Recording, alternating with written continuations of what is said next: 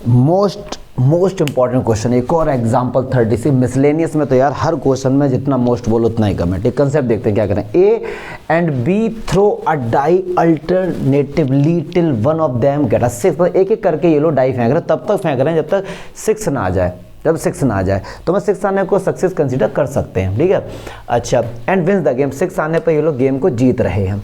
तो find the probability of winning the game. Winning the game मतलब 6 आने को आप सक्सेस कंसीडर कर लो। तो सबसे पहले तो यहाँ पे और प्रोबेबिलिटी ऑफ गेटिंग 6, इसकी प्रोबेबिलिटी हो जाएगी 1/6। क्योंकि अगर एक डाई को फेंका है तो 6 आने की प्रोबेबिलिटी 1/6। क्यू की जो वैल्यू होगी नॉट गेटिंग 6 1 माइनस इतना तो यार कम से कम लिख ही लो।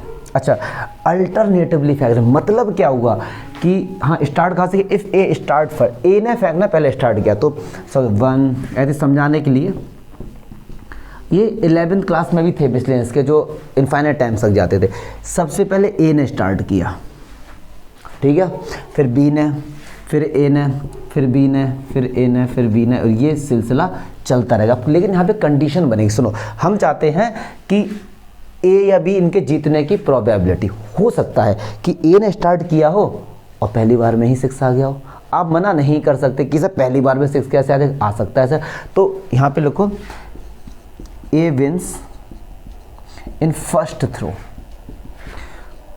फर्स्ट थ्रो में भी बंदा जीत सकता है, मना नहीं कर सकते, आप मना नहीं कर सकते। तो पहले थ्रो में ही जीत जाएगा, मतलब 1/6 खत्म, गेम यहीं पे खत्म हो गया। लेकिन हमको तो सारी कंडीशन बतानी है। हो सकता है पहले में नहीं जीता हो, लेकिन अगर पहले में ए नहीं जीता है तो पक्की बात है अब ए को तीसरा चांस मिलेगा, क्योंकि दूसरा चांस तो भाई साहब बी का है, पक्की बात है। अब 1 पे अगर नहीं जीता तो अब जो सीधे ए को चांस मिलेगा वो थर्ड चांस मिलेगा।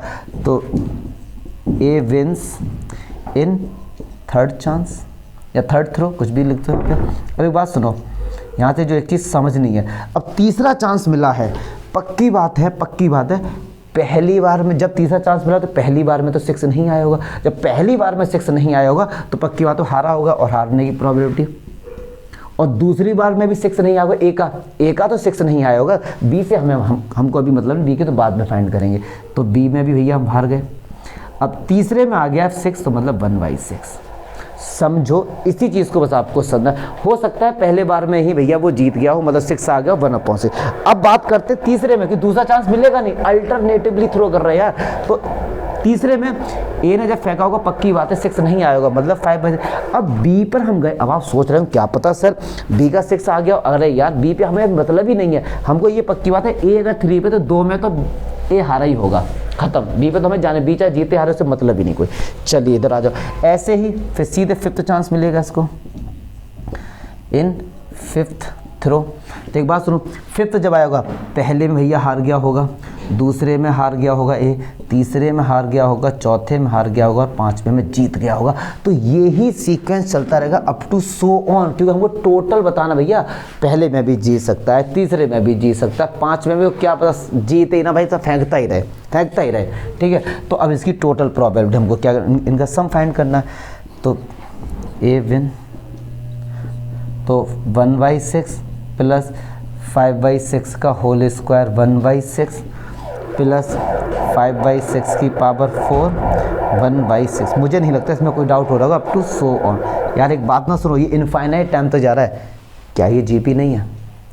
क्या ये जीपी नहीं है? अगर आप इसके साथ इसका रेशियो फाइंड करें, हर बार रेशियो 5/6 की पावर 2 आएगा। तो अगर जीपी है क्लास 11th में जाना पड़ेगा। जीपी में अगर इनफाइनाइट सीरीज है उसका सम फाइंड करने की प्रोबेबिलिटी होती थी डायरेक्ट a/1 - r। ये आपको पता होना चाहिए, a/1 - r, a/a - r है, आई थिंक 1 - r है। हाँ ठीक है, a/1 - r ही है, 11th का कंसेप्ट है ये। तो बस ये आपको फॉर्मूला याद होना चाहिए। चलो अच्छा भैया, a की वैल्यू क्या, a जो होता है फर्स्ट टर्म क्या 1/6।